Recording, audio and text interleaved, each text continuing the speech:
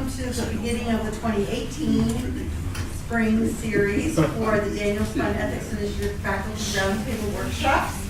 We're pretty excited today about our presentations, but before we get going, I just want to bring a few short things to your attention. The Ethics Essay Contest kicks off next week, and we're hoping you'll be getting a message from me, but I'm hoping that you'll encourage your students to participate.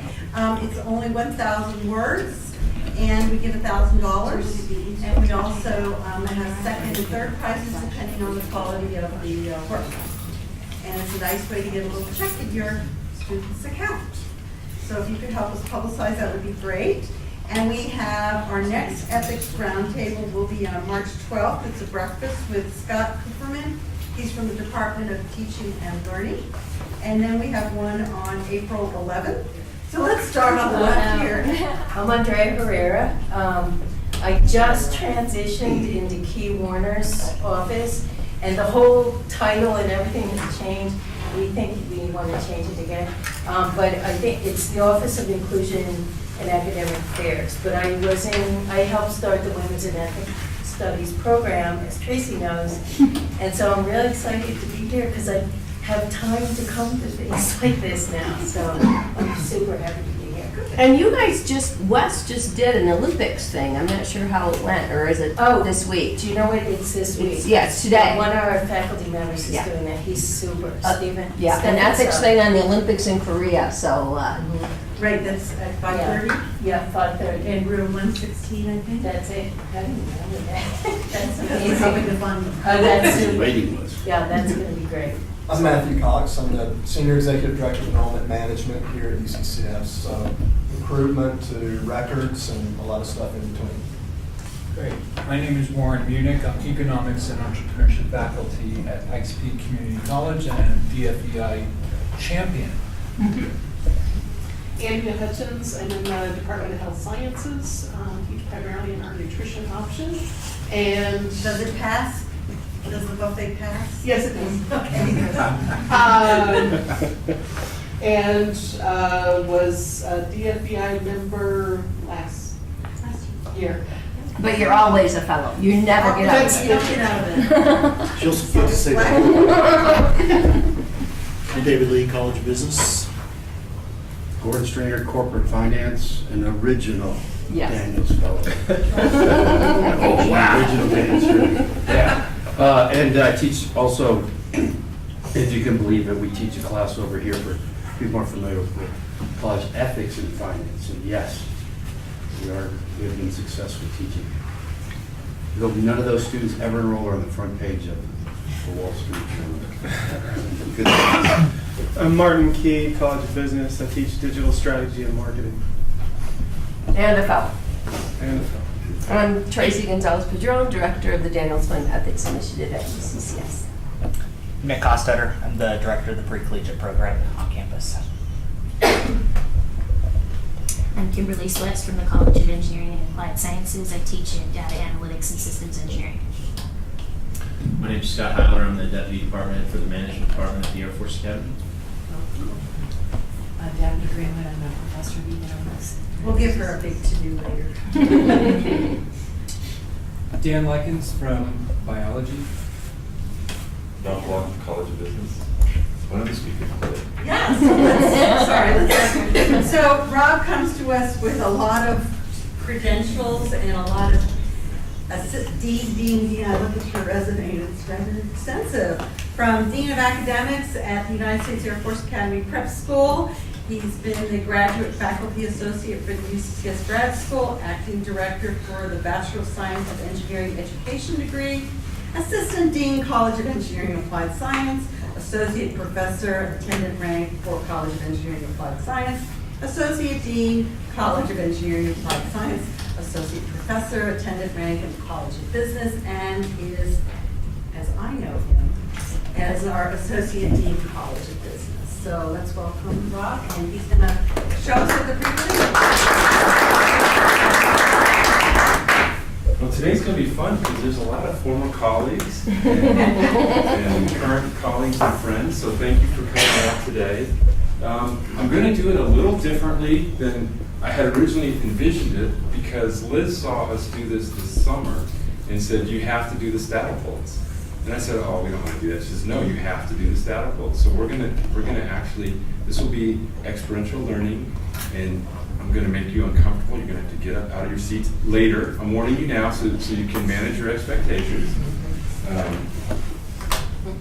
But UCCS, in conjunction with our pre-collegiate friends on campus, for the last 2 years, has had a business pathways course. And there's actually a team of 5 of us that worked in it this summer. And previous to that, there was 4. So I can't keep a job, and they said, okay, we'll let you join our group. So we had two or three staff members and 2 faculty members that put together a 1-week program that would meet for a week from 9 to 12. And with our partners, they identify students who we want to energize and make them think that, yes, they can belong here, not just here at UCCS, but in college. And we offer a business curriculum, and in the afternoon, they may take a engineering or math curriculum or other different types of curriculum that kind of convince them that, yeah, college is attainable and I can be a college student. So we had this summer 17 students, and what the group had done before I joined them is they had looked at the curriculum and they had put some ethics topics within them.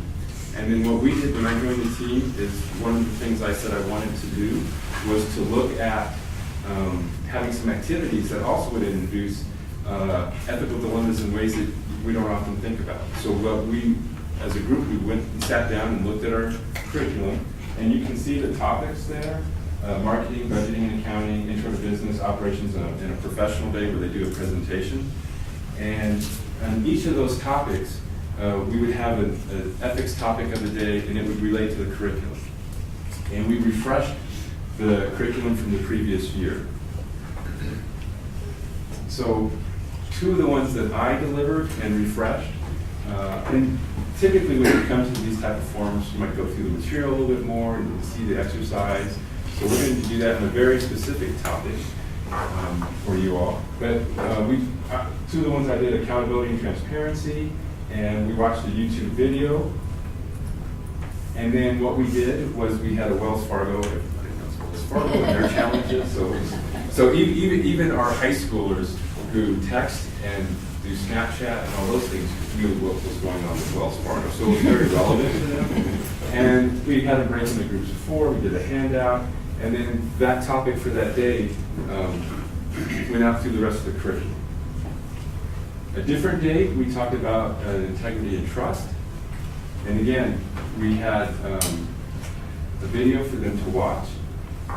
And then in this case, we broke into the discussion questions. I'm going to do this a little quickly because I'm saving time for the statistical workshop, solving problems with data. So what we tried to do was look at the spectrum of business. So if you want to be a right-brained or left-brained, you can find a home in business because there's creativity, there's marketing, there's management, but there's also quantitative analysis. And so one of the things we said was, well, how to use data. You know, big data is very popular. If you hear them talk about that in the world today, if you use software and gather a lot of data. So one of the things we tried to talk about was how you do experiments and how you organize that thought process of just setting it up. So we talked about, well, what factors would affect your experiment, something that you're trying to learn and prove, versus just making an ill-informed decision. And does the data that you collect help you make better decisions? Well, we talked about cause and effect diagrams, or fishbone diagrams, Ishikawa diagrams. And we would look at all the different things that might affect some decision or some process or some environment that you work in. So it could be how do you do your measurements, what people you have working there, and I turn these all into M's. So in some of these, if you look at these, they're not always, but like I would say, well, think about your 6 M's. So manpower, materials, measurements, Mother Nature, methods, and machines. And in other things you'll see, like environment and things like that, but I just turned them all into M's because the students could kind of remember that. And so then they would say, well, what are we trying to do? And I'd say, well, this is what I want you to do. I have a very important mission for you. I'm going to give you a Statipulse, and I want you to be able to hit a candy bar. If you hit the candy bar, you get to keep the candy bar. We bought these really nice, big, different types of candy bars, which turns out to be a highly motivating factor for a hungry 16, 17-year-old. And so they went through and they brainstormed, and I won't spill too much of the secret sauce of how you do this, but they thought about, well, we're in the hallway, and if the air conditioner's running, will that affect how the ball goes, and how we place. So we have a Statipulse, and there's a rubber band that will go on the Statipulse, and man, there's a lot of different settings we can have. We can change where the pins are, we can change where the cup is that holds the ball, we can change where the rubber band goes back here, we can change where the arm's located at, or where the stop angle's at. A lot of things that they can mess with. And that's just on this, but what about how you hold it, and how you measure, and how you record your data, and then how you make, I didn't say inferences to them, I'll say inferences to you all. How you make inferences about what you should change so you can hit that target. And then I was really nasty because I had them practice at a distance of like 5 feet and practice at 15 feet, which at 5 feet there's sort of a linear relationship. I'm going to be at 15. But then I asked them to hit a distance in between, and is this a straight line or this is kind of a curve? There's a nonlinear relationship that's going on. And so it didn't always work exactly as they had thought it would work. And the relationship was complicated. And so they had to adjust, and then they hit each other. And so there was a lot of interesting dynamics going on. And so rather than tell you about those dynamics, I'm going to ask you to break into groups. I have brought 4 Statipulses. The ideal team size is about 4. And so there's no free meal. You have to earn your money. I tried to talk relatively slow so you could at least digest a little bit. But I will help you set up. I didn't want to put the dessert on the floor, so I have targets that I'll set up 15 feet, colored paper. And I'll ask you to come up, and I'll give you a rubber band and a Statipulse. And you can see there's all different settings that you can play with. And for the sake of time, because I don't want to take Daphne's time, I'll just maybe ask you to hit one of the targets. Maybe figure if you want to hit at 5 feet, 10 feet, or 15 feet. And then when you say, well, it's really easy to hit it at 10 feet, or it's really easy to hit at 15, well, then try to hit it at a different size. So as you set it up, I'll come by and measure out your distance, and I'll put your piece of paper down. And you can even pick the different colors for the squishy balls that you want to use. This is called the Statipulse.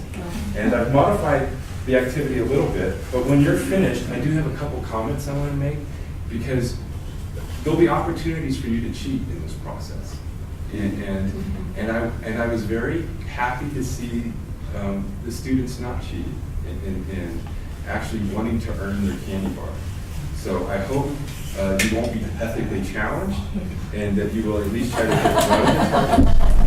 But please, I think ideally 4, 3 or 4 would be good teams, and I'll let you self-select. Yeah, 3 or 4, it should work, 3 or 4.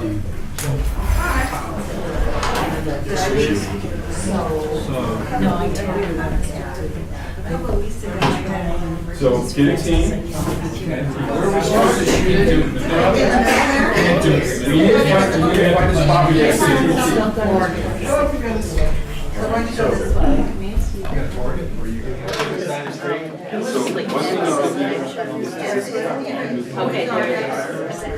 Thank you all for taking part in my experiment.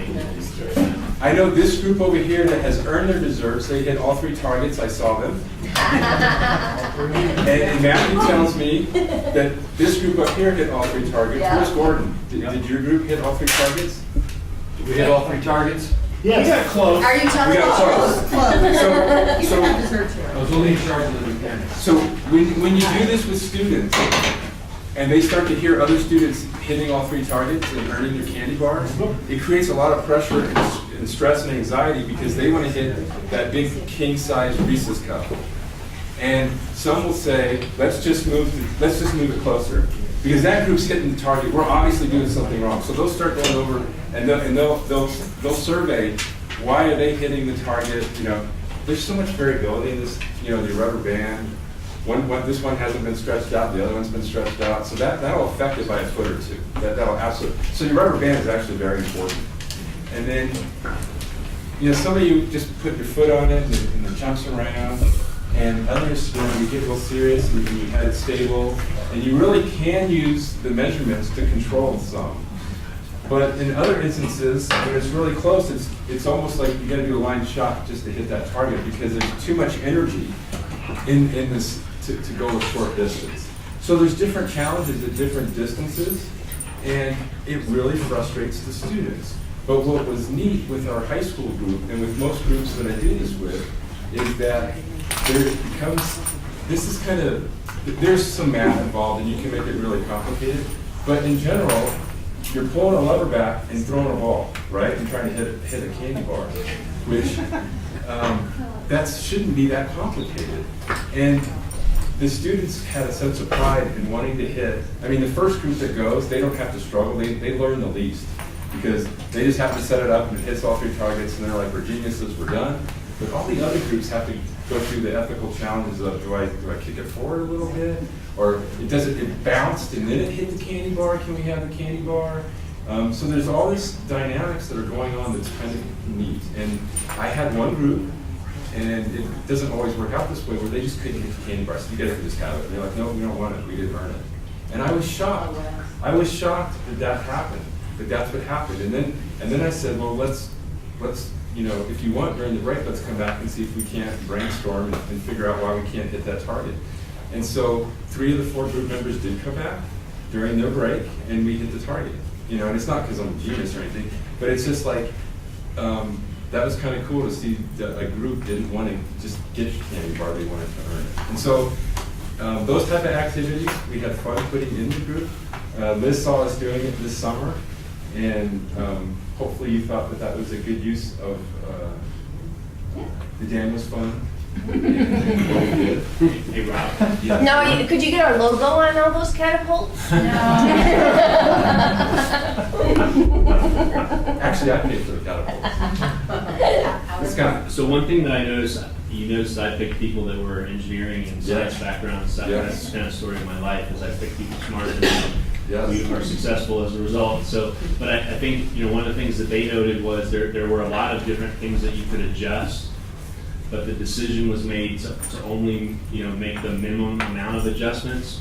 And if I think about, you know, from an ethical perspective, if we can try to make the problem as uncomplex as possible, yes, that helps to make yourself more consistent and all those kinds of things. So just, you know, varying as little as we could made the problem, I thought, more easy to solve. Yeah. And I didn't go into all the case studies, but we talked about Coca-Cola, we talked about a lot of different things. Chick-fil-A not being open on Sundays, and, you know, they've made a choice for what their belief structure is and what their employees are, and when they're open, and then they're giving up a day of profit. But are they really? Because then everyone's going, you know, on Friday and Saturday, I gotta go to the Chick-fil-A because they won't be open. So we talked a little bit about those different, you know, which are kind of simple decisions, but they all think about that. They're like, yeah, I hate it when Chick-fil-A's closed on Sunday, you know. So, you know, it wasn't rocket science, but it was kind of close. You know, using the Statipult to hit targets, and hopefully you enjoyed it a little bit, and I made you bring your lunch. And there was some good rivalry going on, so that's nice. Are there any other questions? Probably just real quick, in this or in other work that you or others have done, is what's at stake, or the amount of what's at stake, directly drive sort of the likelihood that somebody's going to cross the line or not? Or if you are predisposed to cross the line, you're going to do it, period, whether it's a Reese's or not? That's a good, tough question. So what I'll speak to is what I've seen. I think the closer that you monitor stuff, that discourages some cheating. And I think when it was the candy bar, people have different value systems, and all you can do is just kind of talk how I did to you all. Hey, you know, there really was just pride going on here, and some will still jokingly cheat, but it's across the board. I think that'd be a great research question, but usually they say if you can act with integrity when no one's watching, and the small things that translates to the larger ones, and that's what I've seen. I think a neat way to deviate as far as change on this project is kind of like what Scott Maness did. Have a rigger, somebody who is going to try to encourage them to cheat and see how the rest of the students react. So, Yeah. one of my other faculty colleagues, they did Legos. So they did a manufacturing thing with Legos, and they were given certain pieces, and then they have to build stuff. And he's encouraging them to not act ethically. Okay. That's neat. So the students like it? They had a blast, except for the one group that couldn't hit their candy bar. That was very frustrating for them. So, and we had a different mix of students. They were from all over, and we had a few challenges with a few of them, but for the most part, what we accomplished was we wanted to show them a little bit about business and what everyone has different ideas what that means. We wanted to talk a little bit about the disciplines. The ethics got folded into that component, but we really wanted them to see that they could be successful in a college environment. And I think we definitely accomplished that. Nick, what do you think? I don't know. You probably got the surveys and the feedback. I do. I should have probably brought that, but no. The students had a great time with it, and we have 5 different pathways that students can go down. So when the students heard about this catapult, even all the other pathways were wondering, when do we get to go do pathway or go do the catapults? And yeah, they're still talking about it. So I'm sure. Please bring it back this summer. Are you limited to 17 students? I think we were limited to the size of the classroom we used this year. I'm not sure exactly how we did that. And they get different, I think you guys get different signups to different interest areas, and that kind of drives. We do. They go through a selection process of where they want to go, but that will grow every year. Are the students academically at risk, or how are they selected initially to be in the program? They have to meet a few requirements. They have to be first generation or military dependent. They have to have at least a 2.5, and then they have to have recommendations from their counselors as well as a reading, English or a math teacher from their school. We had kids from District 20, District 11, District 49, District 2. Yep. District 3, District 8, Pueblo, every district in Colorado Springs. The thing I loved about this is that it uses a non-business physical element in order to teach something that is applicable to any field, but certainly to business as well. And you can pull a business lesson out of it. That's very creative, and it's exactly the kind of thing that would fit very nicely at the What If Festival. Put into a plug as a college of business representation. So think about that. And Nick, you had like about 300 students you bring in the summer. Is that the total number?